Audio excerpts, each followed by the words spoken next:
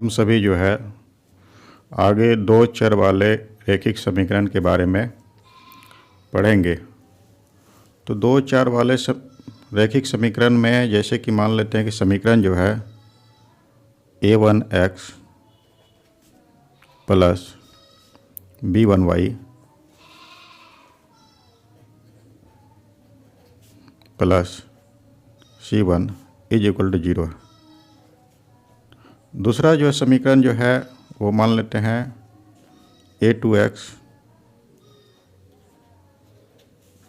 Plus b2y plus c2 is equal to 0 है। तो इसमें से हम लोग अनुपात का तुलना करते हैं। तो अनुपात की तुलना हम लोग करेंगे अनुपात,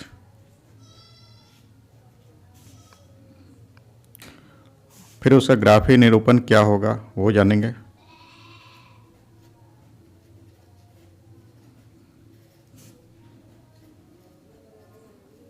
ग्राफीय निरूपण, इसके बाद जो होता है उसका बीजगणितीय निरूपण क्या होगा।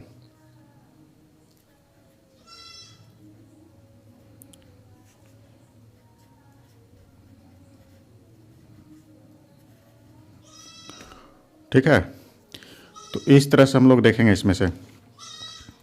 तो मान लेते हैं कि ये जो अनुपात हम लोग निकालेंगे इसका जो है गुणांक का, x का गुणांक y का गुणांक, इस तरह से। अब जैसे कि निकलता है पहला कंडीशन a1 बाय a2, ये बराबर निकल रहा है b1 बाय b2 का, ये बराबर नहीं है। तो इस तरह में क्या होता है, ग्राफ एक बिंदु पर प्रतिच्छेद करेगा, एक बिंदु पर प्रतिच्छेद करेगा। ग्राफ जो इसका बनेगा प्रतिच्छेद करेगा। दूसरा बात कि इसका बीजगणितीय क्या होगा, इसका जो होता है एक हल होगा, अद्वितीय हल हो, अद्वितीय हल होगा।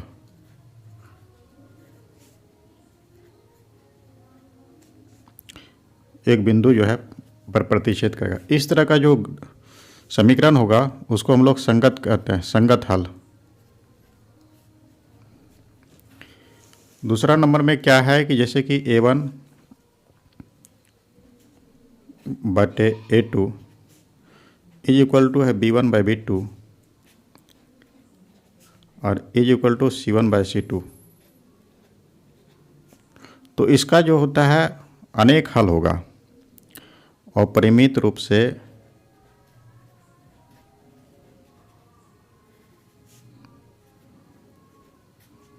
अनेक हल।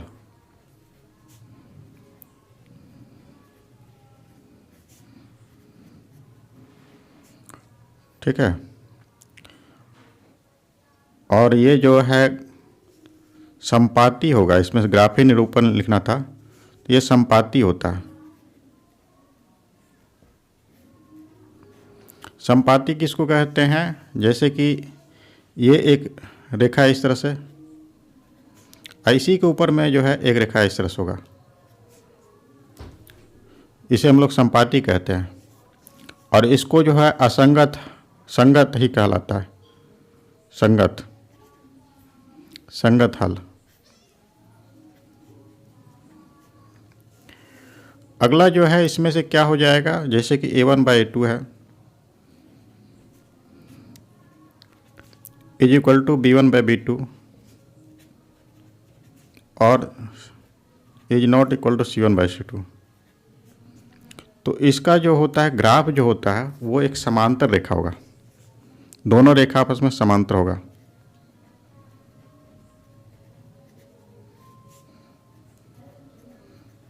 समांतर रेखा मतलब एक रेखा ऐसे जाएगा और दूसरा रेखा ऐसे जाएगा, इसको हम लोग समांतर रेखा कहते हैं।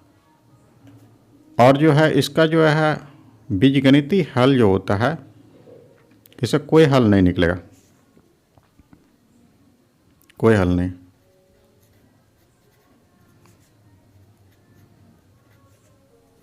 कोई हल नहीं।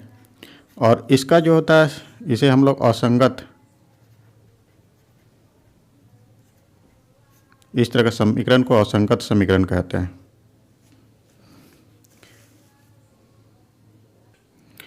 तो यहाँ पर समीकरण दिया हुआ है x minus 2y is equal to 0 और 3x plus 4y minus 20 is equal to 0। तो इसमें से हम लोग a1/a2 निकालेंगे पहले, ये हो जाएगा 1/3। इसी तरह से b1/b2 निकालेंगे इसका, तो ये निकलेगा -2/4, हल करने पर -1/2। तो यहाँ पर क्या हो रहा है, ये दोनों आपस में बराबर नहीं है। a1/a2 is not equal to b1/b2। तो इसका क्या होना चाहिए, ये जो है ग्राफ ही दोनों रेखा जो होता है एक बिंदु पर प्रतिच्छेद करता है, दोनों रेखा एक बिंदु पर प्रतिच्छेद करेगा।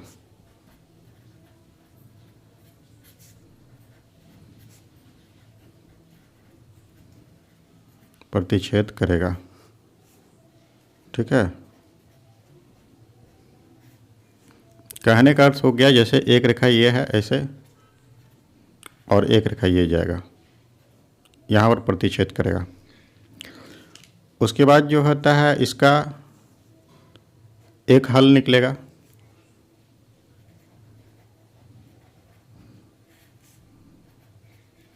एक हल होगा।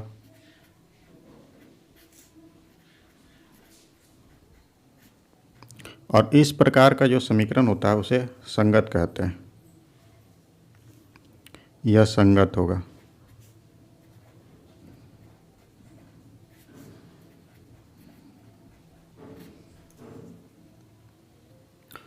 ये जो समीकरण दिया हुआ इसमें से दो समीकरण, इसमें से हम लोग a1/a2 निकालेंगे,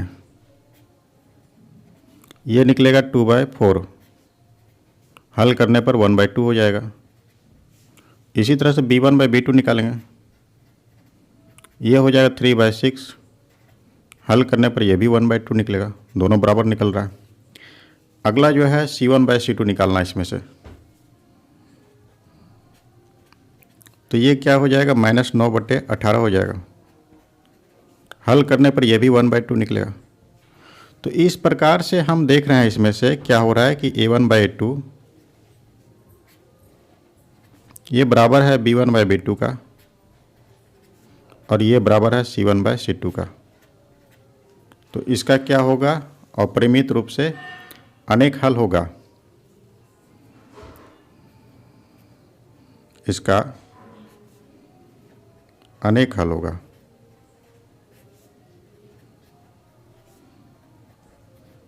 ठीक है। तथा यह संगत है।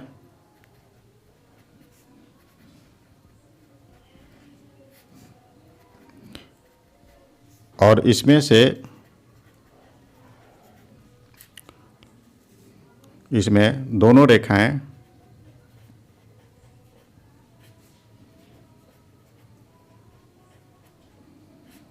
समांतर होगा।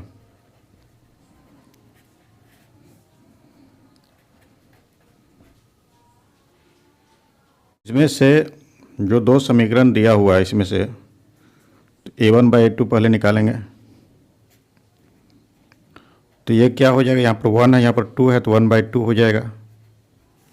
इसी तरह से b1/b2 निकालेंगे, तो यहाँ पर 2 है यहाँ पर 4 है तो 2/4 हो जाएगा। इस तरह से हल करने पर यह भी 1/2 निकलेगा। आगे जो है इसमें से c1/c2 निकालना है, तो ये क्या हो जाएगा -4/-12, हल करने पर 1/3 निकलेगा। तो हम सभी क्या देख रहे हैं इसमें से a1/a2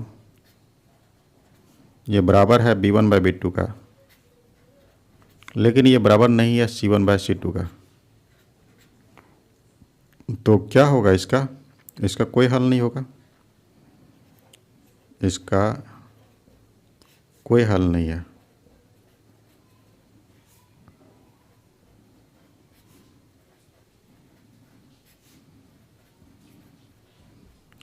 यह असंगत है,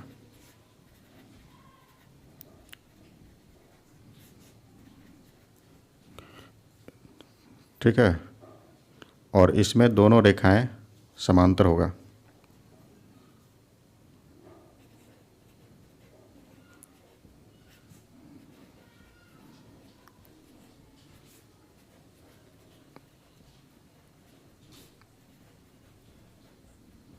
समांतर होगा। इसके पहले वाला मैं क्वेश्चंस में गलत लिख दिए हैं।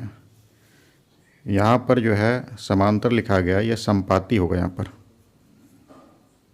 ये दोनों रेखाएं जो है संपाती होगा।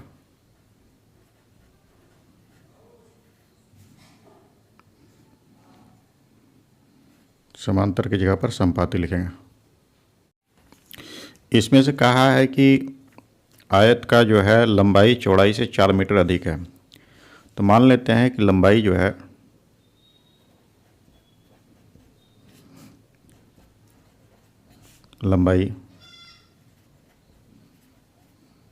x है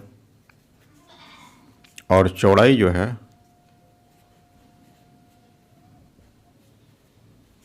ये y है। तो क्वेश्चन में कहा है कि दोनों लंबाई जो है चौड़ाई से 4 मीटर अधिक है। तो लंबाई में से माइनस कर देते चौड़ाई, ये 4 हो जाएगा। समीकरण 1 इसको मान सकते हैं। आगे इसमें से कहा है कि अर्ध परिमाप। तो परिमाप क्या होता है इसका? आयत का परिमाप जो होता है वो होता है 2 इंटू लंबाई प्लस चौड़ाई। तो लंबाई x है, चौड़ाई y है। अगर अर्ध परिमाप रहेगा तो इसको 2 से भागा दे देंगे, इसका मतलब हो गया x प्लस वाई। तो अर्ध परिमाप जो है वो 36 दिया हुआ, x प्लस वाई बराबर 36 मीटर। यहाँ पर मीटर होगा। तो ये समीकरण 2 मानेंगे इसको। तो x minus Y equal to 4 दिया हुआ है, इसे x का समीकरण 1 से लिख देते हैं।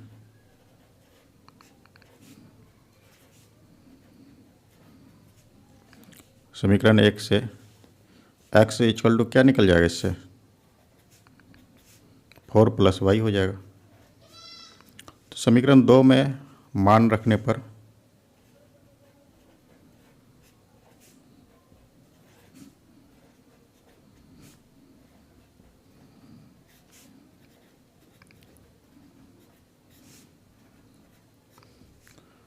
तो x का वैल्यू जो है वो 4 प्लस वाई है, plus Y is equal to 36। तो इसमें से हल करेंगे 2y इक्वल टू क्या हो जाएगा? 36 माइनस 4 तो 32 हो जाएगा। तो y इक्वल टू क्या हो जाएगा? 32/2 मतलब 16 हो गया। ठीक है, y का वैल्यू 16 इसमें रख देंगे तो 16 प्लस 4 20 हो जाएगा। x इक्वल टू क्या हो जाएगा? 4 प्लस वाई, तो 4 प्लस 16 इज इक्वल टू 20। तो इस तरह से विमा जो हो गया, भाग का विमा जो होता है, भाग की विमा 20 और 16 हो गया, मतलब 20 मीटर लंबा और 16 मीटर चौड़ा। तो इसमें से प्रतिस्थापन विधि से समीकरण का हल करना है। एक समीकरण मान लेते ये है और दूसरा समीकरण ये है। तो समीकरण 2 से लिखेंगे।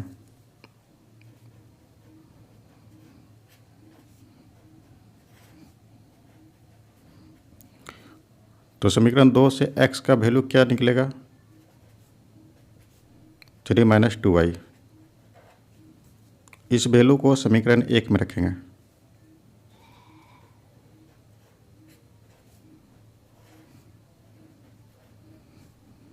मान रखने पर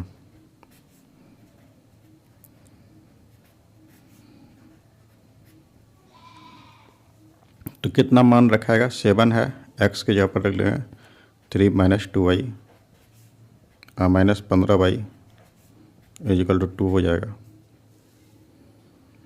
तो हल करेंगे इसको, 27 - 14y और -15y बराबर हो जाएगा 2।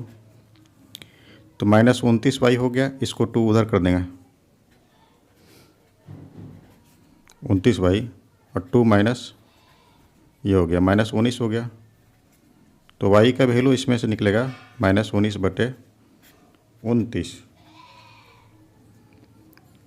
तो यहाँ पर भी माइनस है, ये कैंसिल हो जाएगा, दोनों कैंसिल होकर के 19/29 निकलेगा इसका वैल्यू। ये निकला y का वैल्यू। फिर हमको x का भी वैल्यू निकालना है, तो इसमें से यहाँ पर जो है y का वैल्यू इसमें से रखेंगे तो x का वैल्यू प्राप्त हो जाएगा। तो क्या होना चाहिए, x = 3 - 2y है, y की जगह पर लिखेंगे 19/29। तो एलसीएम लेंगे हम, एलसीएम लेना है, तो एलसीएम लेने पर 29 आ जाएगा एलसीएम। तो 29 3 9 3 27 के 7 हाथ में रहा 2 और 3 6 2 8 और माइनस हो गया 38। तो ये करेंगे तो 9 हो जाएगा और यहाँ पर हो गया 7, 7 में से 3 गया 4 और बटे 29 हो जाएगा। तो इस तरह से हम लोग इसको बना रहे थे।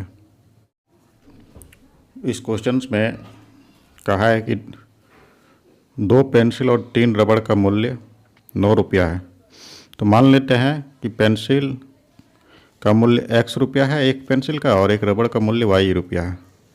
तो इस तरह से तो 2 पेंसिल का मूल्य जो हो जाएगा वो हो जाएगा 2x और प्लस 3 रबड़ का मूल्य हो गया 3y = 9 रुपया 9। इस तरह से समीकरण 1 बनता है। इसी तरह से 4 पेंसिल मतलब हो गया 4x और प्लस 6y = हो गया 18। यह समीकरण 2 हो जाएगा। तो इसको हल करके देखना है। तो समीकरण 1 से हम लोग इसका वैल्यू निकालते हैं। समीकरण 1 से इसका वैल्यू निकालना है, तो 2x प्लस 3y = 9। तो 2x = हो गया 9 - 3y। तो x = क्या हो जाएगा इससे, 9 - 3y बटे 2, इस तरह से हो जाएगा। अब इस वैल्यू को समीकरण 2 में रखना है, ठीक है। समीकरण 2 से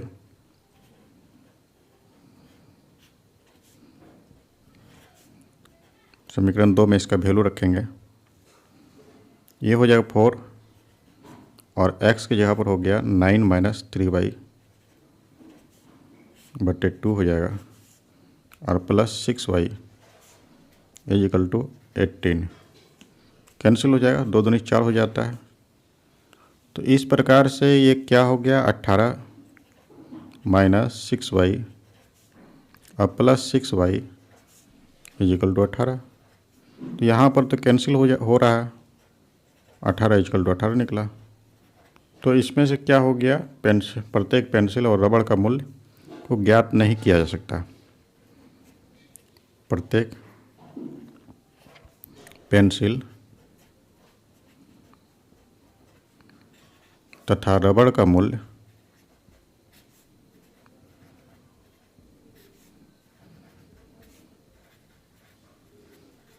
ज्ञात नहीं किया जा सकता, या फिर इसका कोई हल नहीं है, जैसे कि हम लोग उधर निकाल रहे थे, किया जाता है। इसमें से 2 रेल पटरी का एक समीकरण दिया हुआ है, 2 समीकरण। इसमें पूछ रहा है क्या दोनों एक दूसरे को प्रतिच्छेद करेगा। प्रतिच्छेद करने के लिए इसका हल होना चाहिए। एक्स और वाई का वैल्यू निकलना चाहिए। अगर डी एक्स वाई का वैल्यू निकलता है तो प्रतिच्छेद करेगा, और नहीं निकलता तो हल नहीं करेगा। तो समीकरण जो है हम लोग लिखते हैं X plus 2y minus 4 equal to 0। ये समीकरण 1 है। तो इससे हम लोग x का वैल्यू प्राप्त करते हैं। x इक्वल टू हो जाएगा 4 माइनस 2y। तो समीकरण 2 हम लोग लिख रहे हैं 2x plus 4y minus 12 equal to 0 है। समीकरण 2 है ये। इसमें क्या करेंगे, x का वैल्यू को रखेंगे। तो x इक्वल टू दिया 4 माइनस 2y, 2 हो गया 4 माइनस 2y इस तरह से लिखेंगे, अब plus 4y minus 12 equal to 0 हो जाएगा। तो ये हो जाएगा कितना, 8 हो जाएगा माइनस 4y अब plus 4y minus 12 equal to 0 हो गया। तो ये तो 0 हो गया इधर, ये दोनों को हल करेंगे -4 हो गया इक्वल टू 0 हो जाएगा इस तरह से। तो यहाँ पर 0 इक्वल टू 4 निकल रहा है, ठीक है। तो यह असत्य है,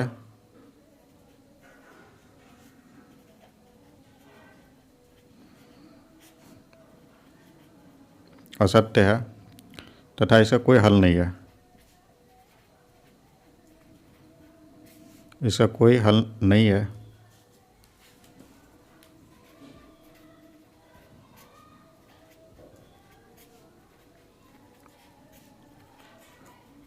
अतः दोनों रेखाएं कहीं भी प्रतिच्छेद नहीं करेगा।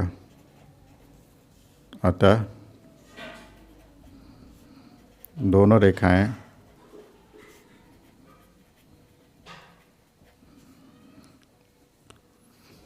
किसी बिंदु पर प्रतिच्छेद नहीं करेगा, नहीं करेगा। तो दोनों रेल का पटरी जो है कहीं भी आकर के प्रतिच्छेद नहीं करता है।